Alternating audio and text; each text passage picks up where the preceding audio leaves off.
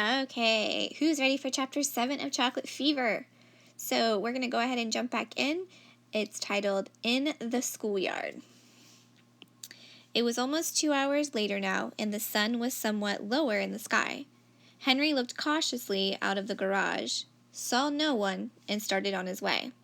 He walked for a long time, trying to stay on the side streets and being careful to avoid attention. It was not easy. People kept staring at him. Henry ignored them and kept on walking. In the middle of the street down which he was walking stood a school. Henry could see lots of boys playing in the schoolyard. He decided to walk through the yard to get to the next street. As he started through, all the boys stopped playing basketball and pinching in and roller skate hockey to look at him. It was as if all the noise and action had become frozen, like a movie or a TV show that stopped suddenly.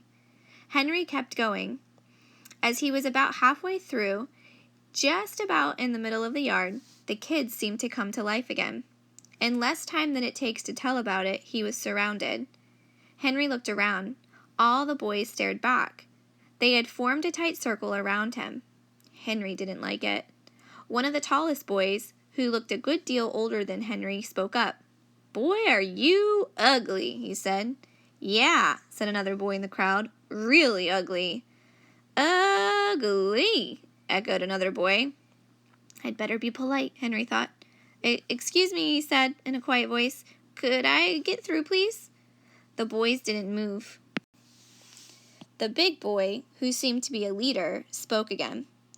"I've seen pimples before, but those are ridiculous." "They're not pimples," another boy said. "They're warts." "Yeah, warts," said another. "They gotta be warts." Now all the boys were speaking up. "Ugliest warts in the whole world." "In the world? Man, they're the ugliest warts in the universe." "I thought I'd seen ugly kids before, but this one is out of sight." "Horrible, disgusting, revolting. And he smells too," a fat boy with glasses said. "Yuck, like a stupid candy factory." "Nauseating." The more the boys called him names, the worse Henry felt. He opened his mouth to say something, but nothing came out. The big boy in the crowd held up his hands to silence the others. "Quiet down, you guys," he said. "I want to talk to Mr. Ugly here." In a few moments, the crowd was silent. "Now then," the big one said. "You, Mr. Ugly, what's your name, kid?" Before Henry answered, he thought carefully. He was ashamed of himself and the way he looked, but he was even more ashamed of the gang around him. How dare they act so mean? He hadn't harmed them. And now, when he could certainly use a friend, they had clearly marked him as an enemy. Henry got angry, but he kept his finger firmly under control. "My name is my own business," he said. "It's no concern of yours." The gang hooted and shouted at Henry's reply. A few even whistled. "Don't be fresh, kid," the big boy said. "We don't like fresh kids here." A few of the larger boys edged closer to Henry, closing the ring around him tighter. "Let me hit him, Frankie," a voice said.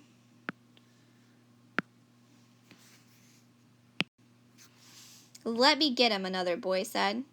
Henry thought quickly. "Touch me and you die," he said. "I have a rare and mysterious disease. Whoever touches me will catch it and die a horrible death." The gang stopped closing in on Henry. "Oh yeah?" said the big boy. "You expect us to believe that?" "I don't care whether you believe it or not," Henry said. "You're bluffing." "Bluffing?" Henry said. "Touch me and you'll find out if I'm bluffing.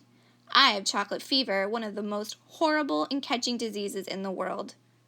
"Chocolate fever?" echoed the big boy. "You're making it up." Henry could see that he had the crowd on the run. "Chocolate fever is the worst disease ever discovered on Earth," he said. "You know what happens if you get chocolate fever? Your whole head swells up. Your mouth gets dry.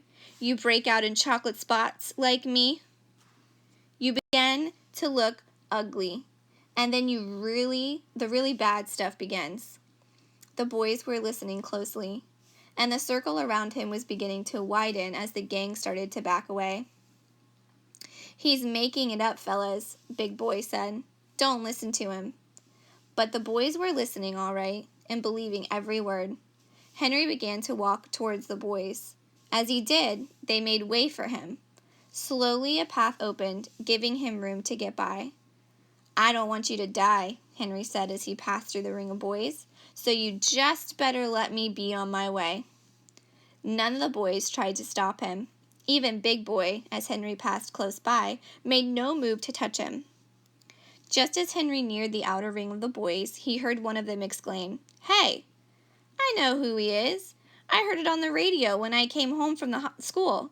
There's a kid who ran away from the hospital this morning, and the police are looking for him. His name is Henry Green." Big Boy called out at Henry as he kept walking. "Is that you, kid? Are you Henry Green?" "Henry Green?" Henry called back over his shoulder. "Never heard of him." Just the same, as soon as he was clear of the schoolyard, Henry broke into a run and didn't stop until he had left the gang far, far behind him. All right, stay tuned for Chapter 8. Make your predictions. What do you think's going to happen next?